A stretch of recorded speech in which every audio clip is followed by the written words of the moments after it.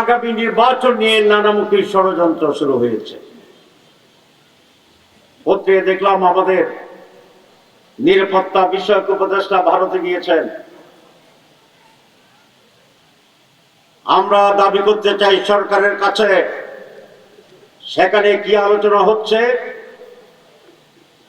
বৈঠকে কি আলোচনা হচ্ছে, গোপনে কোনো আলোচনা হচ্ছে কিনা, এই জাতির কাছে তাকে সে সংবাদ সম্মেলন করে পরিষ্কার করতে হবে। 2024-এর আগে এদেশের পররাষ্ট্রমন্ত্রী একবার ভারত সফর করেছিলেন এবং এসে উনি বললেন ভারতের সাথে বাংলাদেশের সম্পর্ক হচ্ছে স্বামী স্ত্রীর সম্পর্ক। আমরা এরকম আর কোন স্বামী স্ত্রীর সম্পর্ক চাই না। জীবন এবং রক্ত দিয়ে বাংলাদেশের মানুষ ভারতীয় আধিপত্যবাদকে এই দেশ থেকে তাড়িয়েছে। ভারতের কোন আধিপত্যবাদ এবং বশ্যতা বাংলার মানুষ আর গ্রহণ করবে না।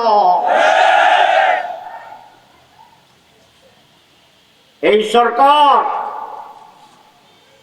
যদি ভারতীয় অন্যায় আবদার এবং তার অন্যায় সিদ্ধান্তের প্রতি নতি স্বীকার করতে চায়, তাহলে আপনাদের পরিণতি অশুভ হবে না, পরিষ্কার বলতে চান।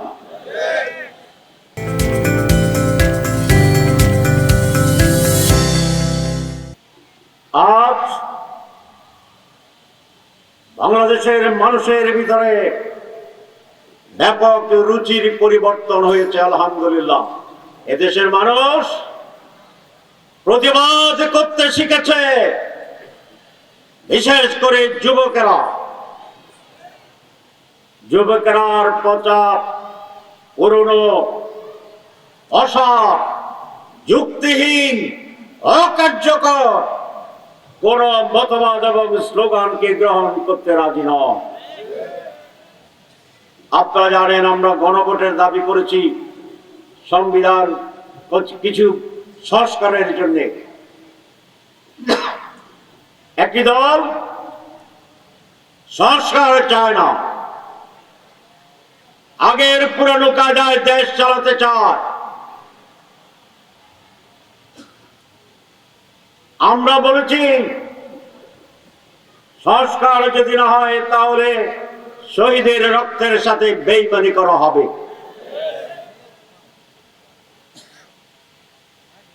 এবং সেই জন্য আমরা গণভোটের কথা বলেছি। গণভোট সরকার বলেছে কিন্তু পেস লাগাই দিছে। সেটা হচ্ছে গণভোট এবং জাতীয় নির্বাচন একসাথে হবে, তারা বলেছে।